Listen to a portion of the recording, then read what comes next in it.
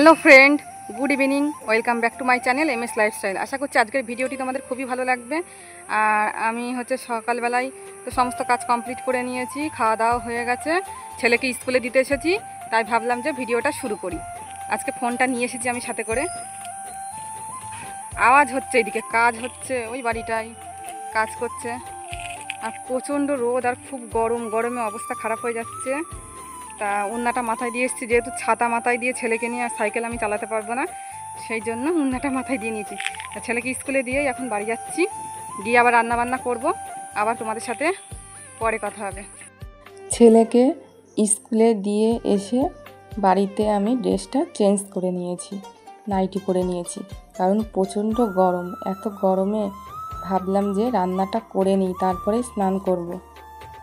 আর রান্নাঘরে চলে এসেছি। এসেই সকালবেলা যে বাসনগুলো মেজে রেখেছিলাম সেগুলোই আমি সব ঠিকঠাক করে রেখে দিলাম।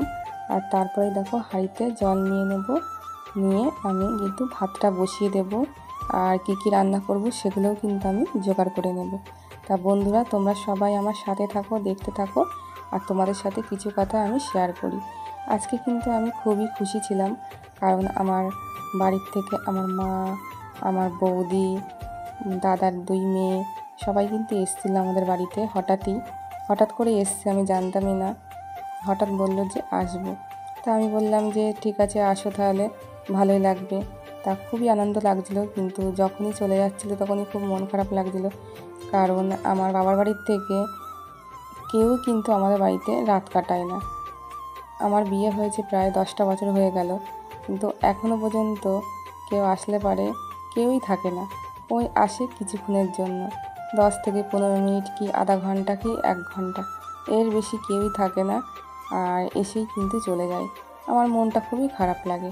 কেন থাকে না সেটা আমি বুঝতে পারি, কিন্তু অনেকবার বলাতেও থাকে না, দেখা করেই চলে যায়। মা বলে যে তাই কি হয়েছে, তোকে একটু দেখে গেলাম, তাতেই যথেষ্ট, থাকবো না, আবার যখন ইচ্ছা হবে তখন এসে দেখে যাব।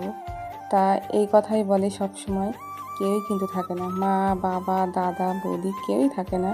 কারণ আমার বিয়ে হয়েছে খুবই কাছাকাছি, বেশি দূরের ডিফারেন্স না, প্রায় 15 মিনিট, মানে গাড়িতে আসলে আমাদের ওখান থেকে, রাস্তা থেকে গাড়িতে উঠলে আমাদের বাড়ি 15 মিনিট লাগে। আর গাড়ির থেকে নেমে হেঁটে একটু কিছুটা টাইম লাগে, কারণ রোডের থেকে আমাদের বাড়িটা কিন্তু অনেকটাই ভিতরে। পরিস্থিতি বুঝেই কিন্তু আমার মা বাবা মনে হয় থাকে না। আমার যেটা মনে হয় আমাকে কিন্তু বলে না। তা আমার মনে হয় যে যেহেতু আমাদের একটি মাত্র ঘর, সেই জন্য মা বাবা থাকতে চায় না, যে একটাই ঘর, আমরা থাকলে হয়তো ওদের অসুবিধা হবে, সেই জন্যই মা বাবা থাকতে চায় না। আর সত্যি কথা বলতে আমার কিন্তু কোনো জিনিসপত্রও নেই যে এক্সট্রা করে একটা কেউ যদি এসে থাকে আমাদের বাড়িতে, লোকজন, মানে বিছানাপত্রের কথা বলছি, সেটাও কিন্তু আমার নেই। যেটুখানি আছে মানে আমাদের এই 3 জনের মতোই। হয়তো এসব কারণ বুঝেই হয়তো থাকে না, যেহেতু আমার মা, আর মায়ের মতো তো কেউ বোঝে না না সন্তানকে, সেই জন্যই হয়তো মা থাকতে চায় না। তা কী করব, কপাল খারাপ যে মেয়ের গরিব ঘরে বিয়ে হয়েছে না, সেই জন্যই হয়তো এরকম পরিস্থিতি। আর কি হবে, সবই কপালের লেখা। তা এই বুঝেই মেনে নিই, আর কি করব। তা একদিক থেকে ভালো, কিন্তু আমার মা বাবা বা আমার দাদারা কিন্তু কিছুদিন পর পর এসে আমার সাথে দেখা করে যায়। এটা নিয়েই আমি শান্তিতে থাকি, আর কি করব। তা দেখো, তোমাদের সাথে কথা বলতে বলতে কিন্তু আমি কিন্তু অনেকগুলো কাজই করে নিয়েছি। মানে আমার রান্নাবান্নাগুলো কিন্তু কমপ্লিট হয়েই গেছে, প্রায় ভাত হয়ে গেছে। আর আমি কিন্তু আজকে রান্না করব হচ্ছে বাটা মাছের তরকারি। আর বাটা মাছগুলো কিন্তু কাটতে অনেকটা টাইম লেগেছে। হাজব্যান্ডকে বলি যে ছেলের স্কুল থাকলে আনবে না, তবু আজকে নিয়ে এসছে, আর কী করবো, অনেকটাই টাইম লাগলো কাটাকুটি করে সব পরিষ্কার করে রান্নাবান্না করতে। তা রান্না করে নিই, আবার রান্না করে নিয়ে বাসন টাসনগুলো যে কটা বেরোবে সব মাজা ঘষা করে নিয়ে আমি কিন্তু স্নান করে নেবো, পুজো দিয়ে নেবো, তারপরে হাজব্যান্ড আসলে খেয়ে নেবো। খাওয়া দাওয়া করে কিছুক্ষণ একটু রেস্ট নিয়েই আবার ছেলেকে আনতে চলে যাব, কারণ ছেলের স্কুল ছুটি হচ্ছে 3:30। তা দেখো কাজগুলো করে নিই। আমার কিন্তু ভাত রান্না হয়ে গেছিলো আর ফ্যানটাও ঝরাতে দিয়েছি। আর তারপরে ফ্যানটা ঝরিয়ে নেওয়ার পর আমি কিন্তু ভাতটাকে ঠিকঠাক করে এবার রেখে দেবো। এদিকে কিন্তু ততক্ষণে আমার মাছের ঝোলটা হচ্ছে। আর মাছের ঝোলটা কিন্তু আমি শুধুই করছি, কারণ আলু দিইনি, শুধু মাছের মানে বাটা মাছ বেশ অনেকটাই নিয়ে এসছে তো, সেই জন্য সর্ষে দিয়ে শুধুই বেশ রান্না করেছি। আর রান্না করব হচ্ছে পটল ভাজা, আলু ভাজা, কারণ আমার ছেলে যে গোল গোল করে আলু ভাজাগুলো খেতে খুব ভালোবাসে, সেই জন্য দুটো আলু কেটে নিয়েছি আমি, গোল গোল করে ভাজবো আর হচ্ছে পটল ভাজবো। এদিকে কিন্তু পটল আলু কেটে লবণ ও হলুদ মাখিয়ে রেখে দিয়েছিলাম। আর মাছের তরকারিটা হয়ে যাওয়ার পর কড়াইটা ভালো করে ধুয়ে নিয়ে আমি কিন্তু পটল আলুটা ভেজে নিচ্ছি, কারণ ভাজাটা একটু লাস্টের দিকেই করলাম, তাহলে একটু ভালো লাগবে খেতে। তা ভেজে নিই বন্ধুরা, সাথে থাকো। আর রান্নাবান্না হয়ে গেলে কিন্তু ফাইনাল লুকটা তোমাদেরকে দেখিয়ে দেবো অবশ্যই। আর আমি কিন্তু সকালে ভয়েস দিচ্ছি, একটু ম্যানেজ করে নিও, কারণ আমাদের এখানে একদমই ভয়েস দিতে পারি না আমি, প্রচুর আওয়াজ হয়। তা অনেক রাত পর্যন্ত জেগেছিলাম ভয়েস দেওয়ার জন্য, কিন্তু দিতে পারিনি। প্রায় 1টা পর্যন্ত জেগেছিলাম, তবুও পারিনি, তারপরে ঘুমিয়ে পড়েছি। আর ভোর 5টার সময় উঠে ভয়েস দিচ্ছি, তা কত পাখির আওয়াজ, আমাদের ঘরের টিনের ওপরেও পাখি আওয়াজ করছে। তাই একটু ম্যানেজ করে নিয়ে প্রচুর কষ্ট করে ভিডিও করি বন্ধুরা, ভালোবেসে সবাই দেখো, কেউ স্কিপ করো না। চলে আসলাম তোমাদের সামনে বিকালবেলা। আর আজকে আর ঘুম হয়নি, কারণ ছেলেকে স্কুল থেকে বাড়ি নিয়ে আসলাম হচ্ছে প্রায় 3:45। বাড়ি নিয়ে এসে ওকে ফ্রেশ করিয়ে দিয়ে খাইয়ে দিলাম, দেওয়ার পর তারপর ঘর দরগুলো একটু গুছিয়ে টুচি নিয়ে আবার ঝাড় দিয়ে নিলাম।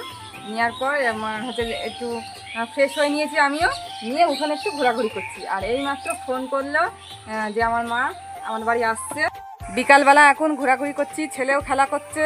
তা মা তো ফোন করলো, বললো আসবে। তা মায়ের সাথে কে আসবে জানি না, দেখা যাক কে আসে। খুবই আনন্দ হচ্ছে। আর মা একটু গাছের আম দিতে আসবে, কারণ আমাদের গাছের আম সব আম পেকে যাচ্ছে, আর পাড়ার লোককে তো সব দিচ্ছেই।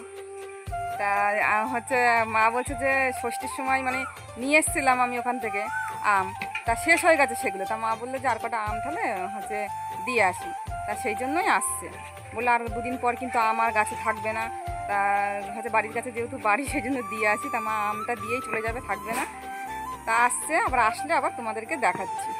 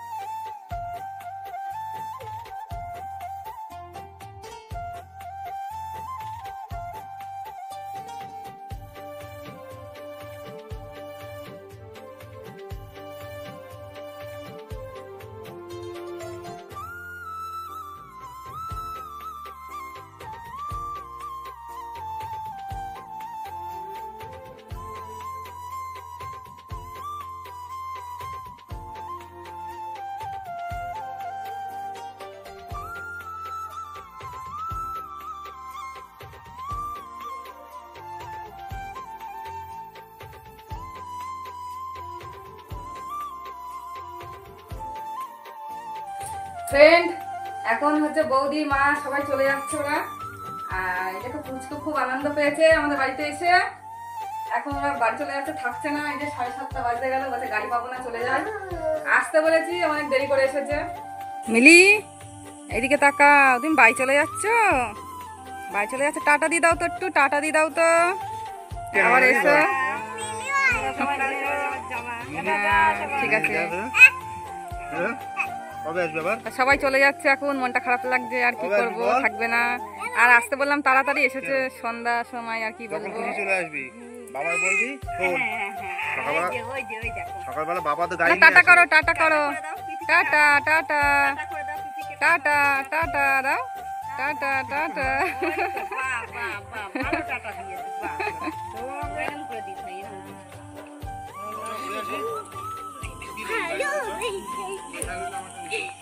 এখন রাস্তার দিকে চলো, চলো আমি মোড়ে মাথা পর্যন্ত একটু যাই, তারপর চলে যাই। তা একটু আগিয়ে দিই, আমাদের এখানে এই মোড়ের মাথা পর্যন্ত একটু আগিয়ে দিই, তারপরে বাড়ি চলে আসবো। তা বন্ধুরা, আজকের মতো ভিডিওটি এই পর্যন্তই, দেখা হবে নতুন একটি ভিডিওর সাথে।